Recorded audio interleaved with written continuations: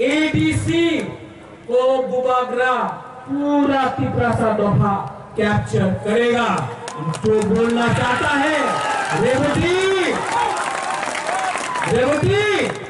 लुंग Bubagra no सिनिया को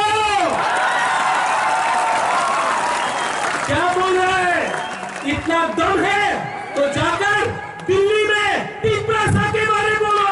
यहाँ 15-20 आदमी के सामने रेवती के लिए तो अपना मंगल ही काफी है, 2 मिनट में हल्का कर देगा।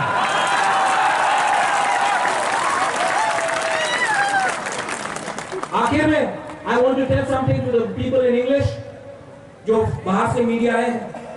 We are not against any community. We are against a culture where we are being subjugated. हमारा कम्युनिटी को subjugate किया गया है। We are not against Hindus. We are not against Muslims. The CAA was passed with an eye on castigating one religious community. We are not against Muslims. We are not against Bengalis. We are not against Manipuris. We are not against Nepalis. We are not against Adivasis. We are for everyone. But if I speak for my community, that does not make me a communal individual. I am speaking as a proud Tiprasa. Ang Mopuila Tiprasa. Ulo ang Bubagra.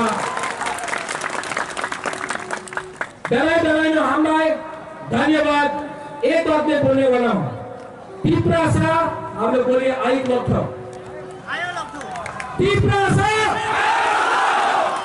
Nancy बाबू कुछ नहीं खाया, चाकू लगे कुछ नहीं खाया, ये खाली तिपरासा खड़ा होके बोलो, खड़ा होके